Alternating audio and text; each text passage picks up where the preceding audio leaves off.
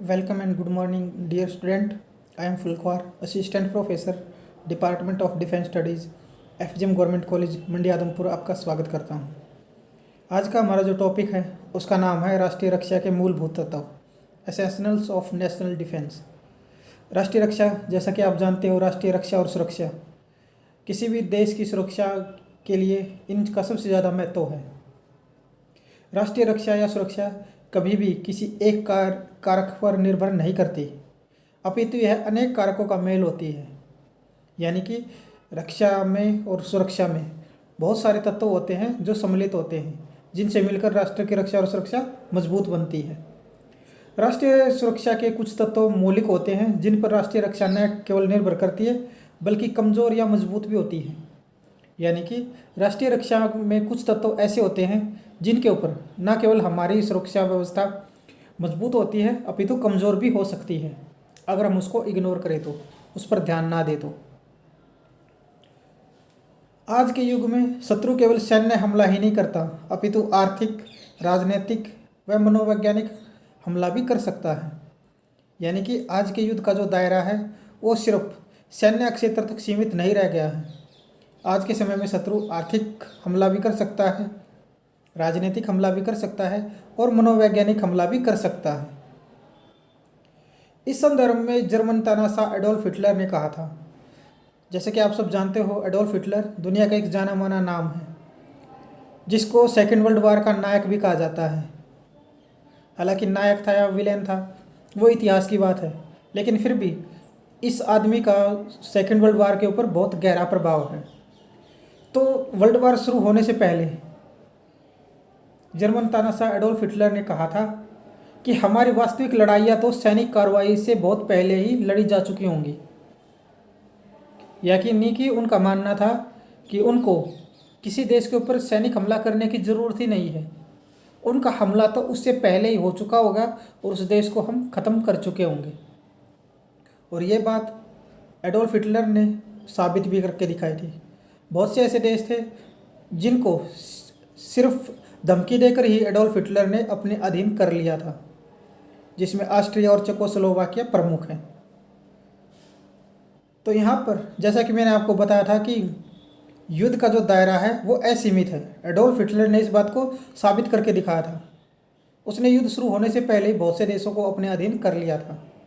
दो के नाम मैं आपको बता ही चुका हूँ।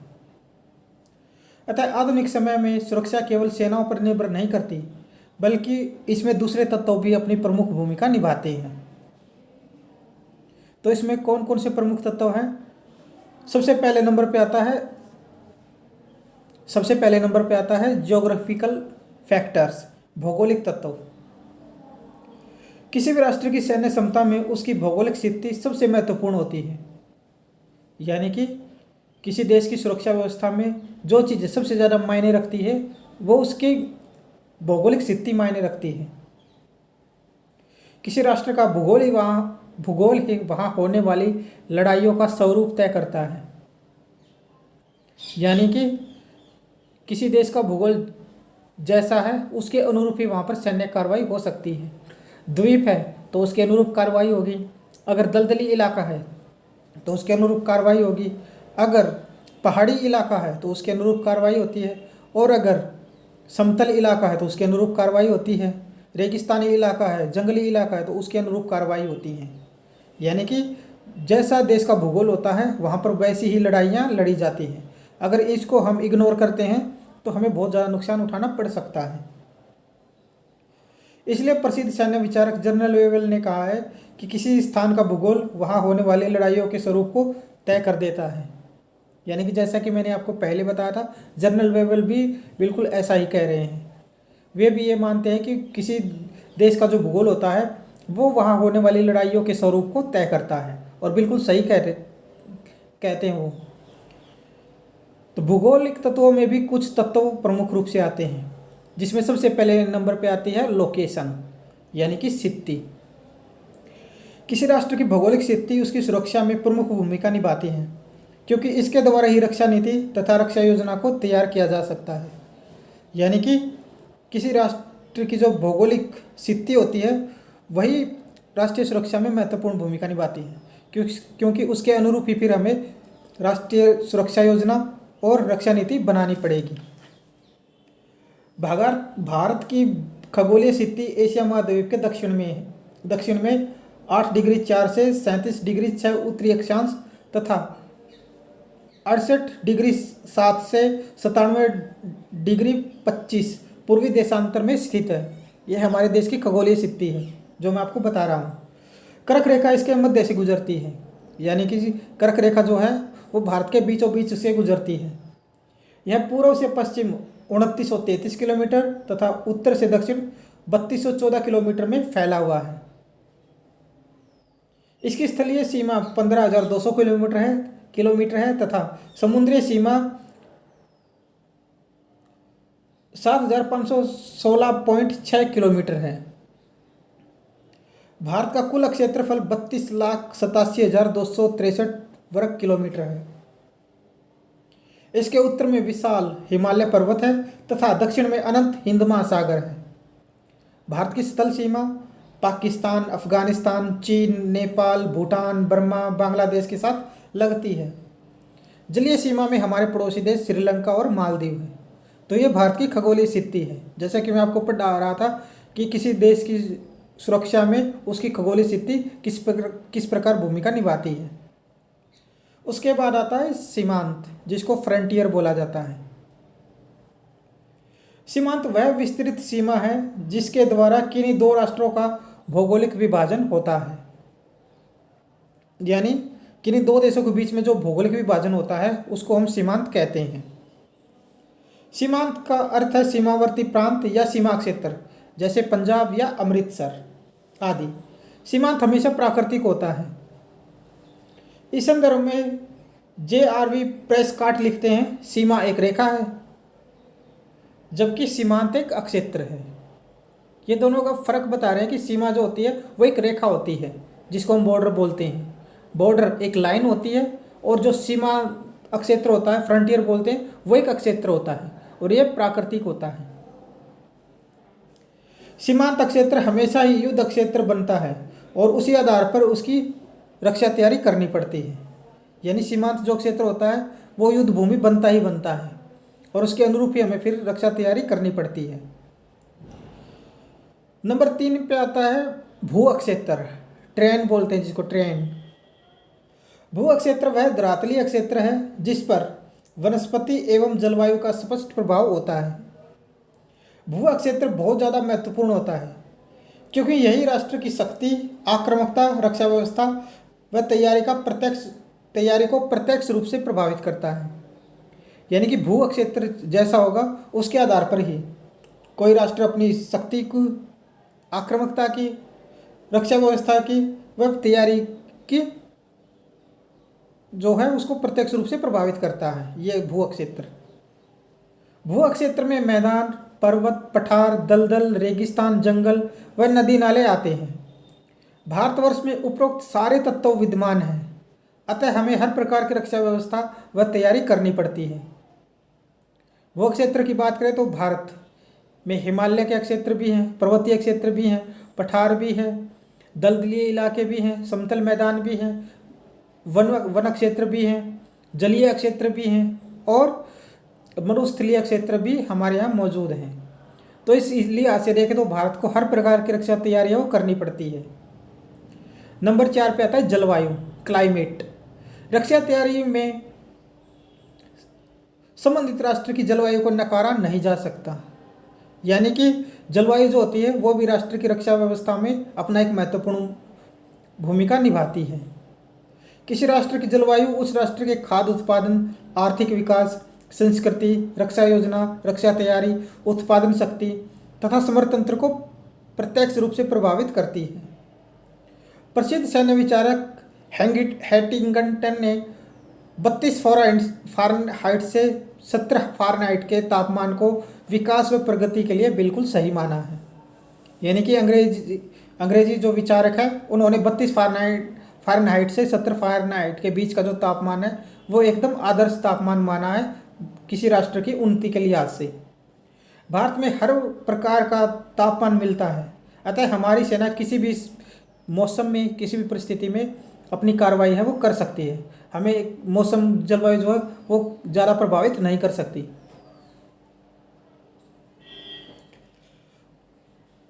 उसके बाद आते हैं इकोनॉमिक फैक्टर्स, आर्थिक तत्व।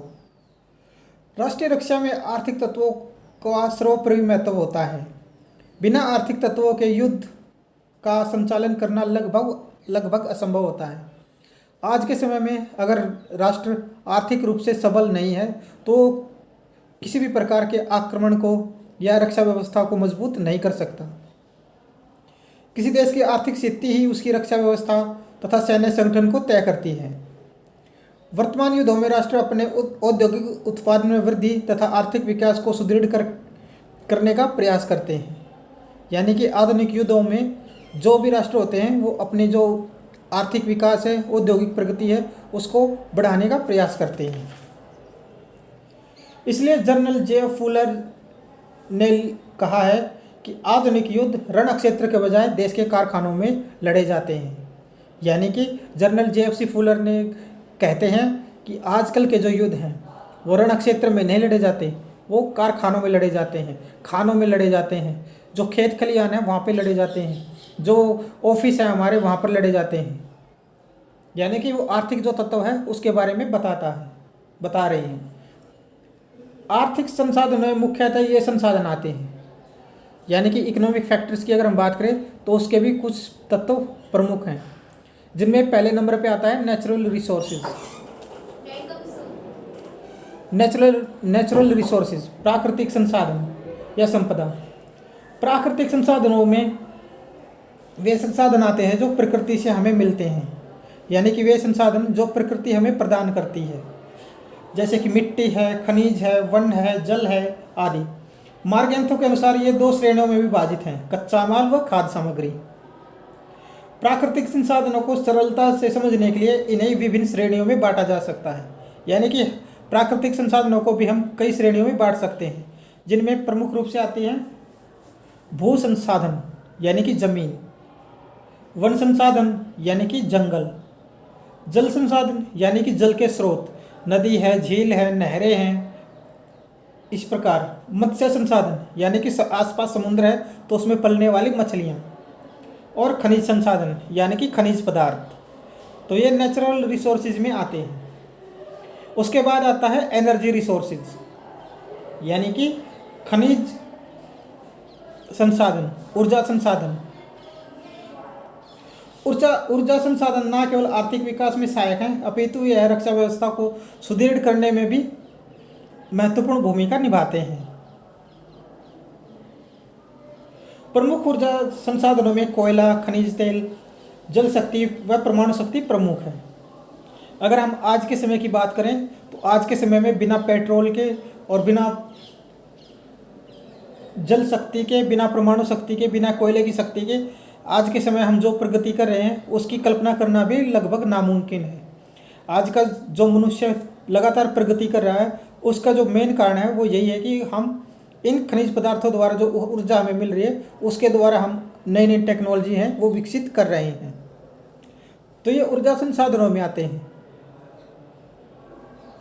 नंबर 3 पे आता है फॉरेन इकोनॉमिक रिलेशन, विदेशी आर्थिक संबंध।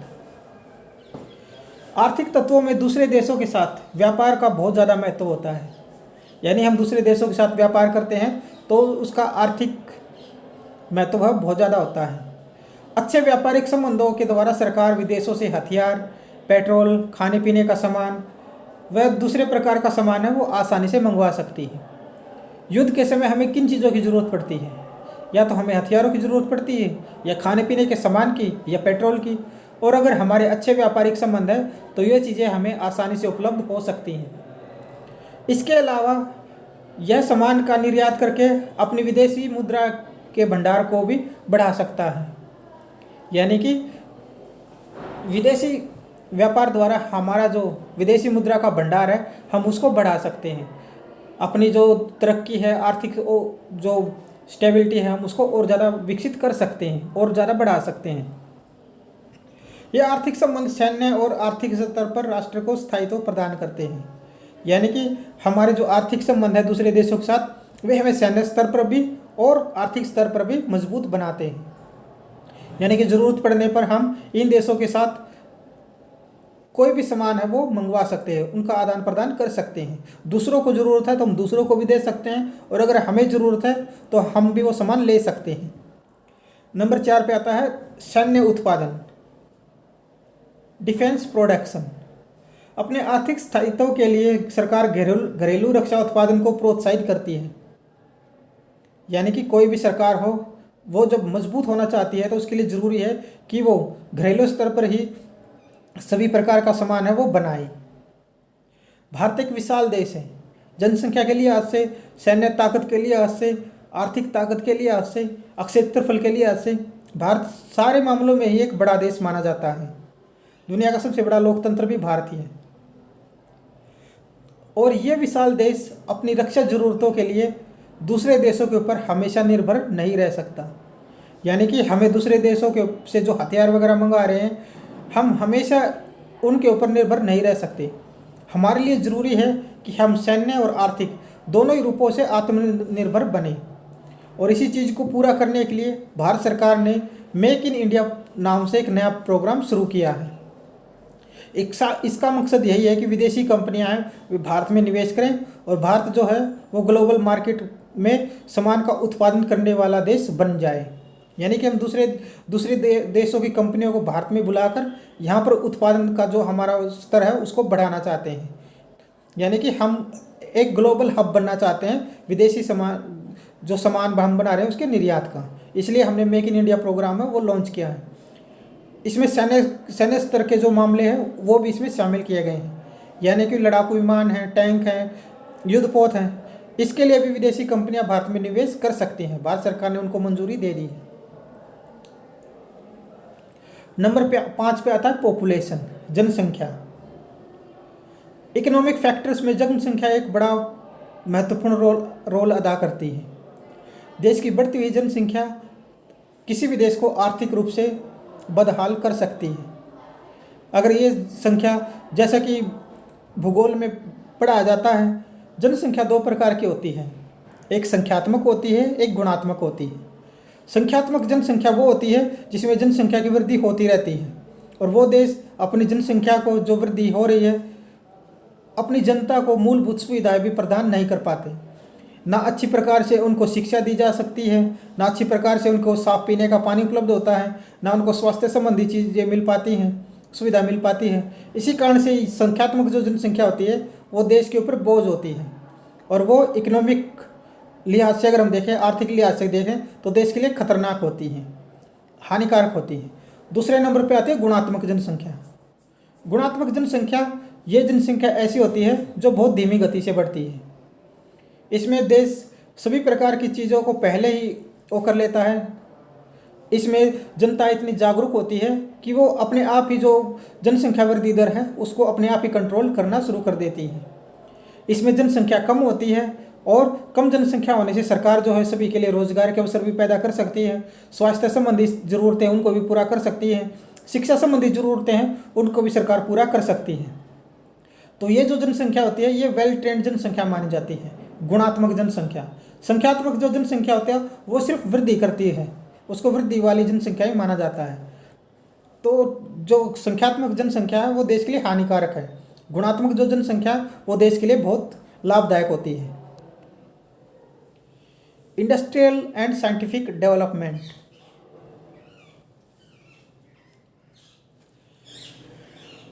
इसमें सबसे पहले नंबर पे आते हैं स्मॉल स्केल इंडस्ट्री, छोटे पैमाने के उद्योग। ये उद्योग ग्रामीण स्तर के उद्योग होते हैं। हमने अपने आसपास बहुत सारे उद्योग देखे होंगे, इनको स्मॉल स्केल इंडस्ट्री माना जाता है। इन्हें हम कुटीर उद्योग भी कह सकते हैं, लघु उद्योग भी कह सकते हैं, कृषि आधारित उद्योग भी कह सकते हैं। इसमें ज़्यादातर घरेलू सामान बना जाता है और वो घरेलू स्तर पर ही खर्च हो जाता है। दूसरे नंबर पे आता है मीडियम स्केल इंडस्ट्री, मध्यम पैमाने के उद्योग। इन उद्योगों को उपभोक्ता सहकारी उद्योग भी कहा जाता है। ये उद्योग खनिज पदार्थों के ऊपर आधारित उद्योग होते हैं।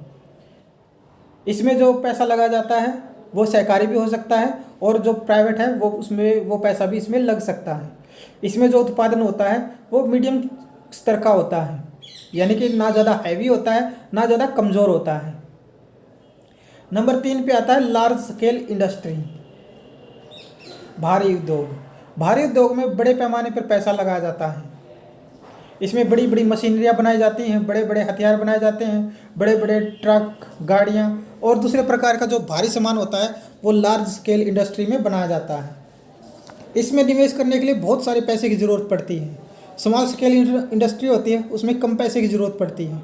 मीडियम स्केल इंडस्ट्री होती है उसमें भी कम पैसा लगता है, थोड़ा सा सामान से थोड़ा ज़्यादा लगता है। लेकिन जो लार्ज स्केल इंडस्ट्री होती है उसमें बहुत सारे पैसे की ज़रूरत पड़ती है। इसके बाद आते हैं DRDO के ऊपर। DRDO क्या है? DRDO भारत का एक ऐसा संगठन है जो हमारे देश को सैन्य रूप से शक्तिशाली बनाने के लिए लगातार कार्रवाई करता रहता है।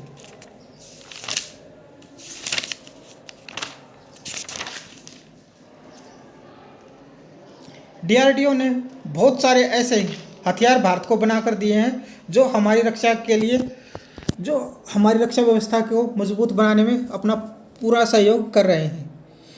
चाहे इसमें रॉकेट विज्ञान हो, चाहे इसमें लड़ाकू विमान बनाने की बात हो, चाहे इसमें हेरोन चाहे इसमें ड्रोन्स बनाने की बात हो, चाहे इसमें अटैकिंग ड्रोन्स बनाने की बात हो, या इसमें और दूसरे प्रकार के हथियार बनाने की बात हो।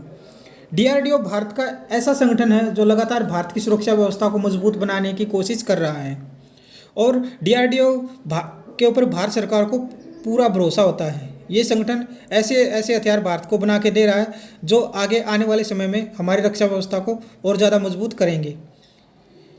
जैसे कि अग्नि मिसाइलें हैं, पृथ्वी मिसाइल हैं, इसके अलावा लड़ाकू हेलीकॉप्टर्स हैं, लड़ाकू विमान हैं, टैंक हैं और ऐसे अनेकों हथियार जो हैं वो DRDO भारत सरकार को बनाकर दे रहा है, हमारी सेनाओं को बनाकर दे रहा है ताकि हमारी रक्षा व्यवस्था है वो मजबूत हो सके। तो आज के लिए बच्चों इतना ही। आगे का इसका जो टॉपिक है वो हम दूसरे उसमें करेंगे, दूसरे पार्ट में करेंगे। तो आज के लिए बच्चों थैंक यू।